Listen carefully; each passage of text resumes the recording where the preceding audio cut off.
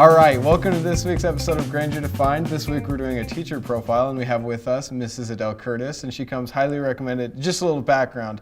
When we start our shows, I was doing my research and I went and spoke with the principal and I said, Mr. Haslam, who would you recommend that we spotlight this week? And he said, go talk to Mrs. Curtis. So Mrs. Curtis, welcome to the show. Thank you.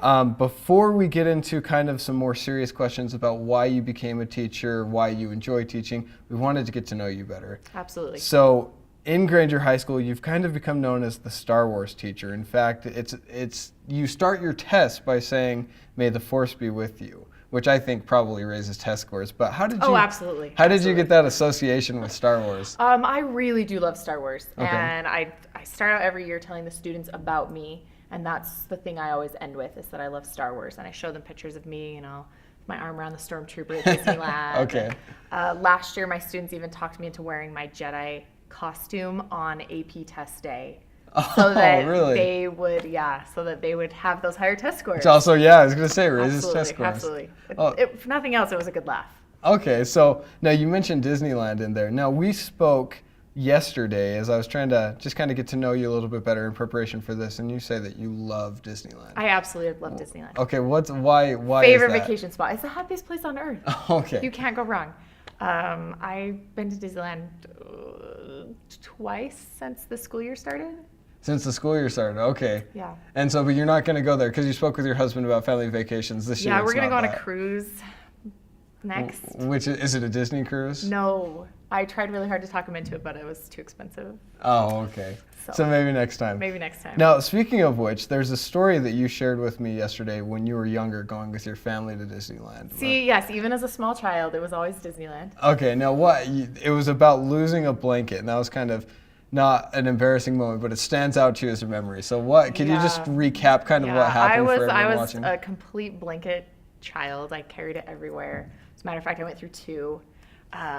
And we had stopped at a grocery store to pick something up, and I had left my blanket, but we didn't realize that for a couple of hours. And it was so bad, I must have been crying really hard that my mom actually turned the car around. We went back to the grocery store, and my dad went in looking for this blanket, and they finally found it. It was in the dumpster. Somebody had thrown it away thinking it was a rag because it was so full of holes and kind of threadbare. Oh, that's tough. Well, the good news is that you still developed well and everything's okay, and now you're teaching. So could you kind of in a transition talk about why you chose to become a teacher and how that started? My mom's a teacher, and I always said I would do anything but teach. Okay. Because I watched her work so hard. And when I was in college, I was sharing this story with you that I was undeclared for a long time, and I started taking math classes just for fun. Yeah. So my second semester, I took calculus for fun. And I loved it so much, I took Calculus 2 for fun. And it was really hard.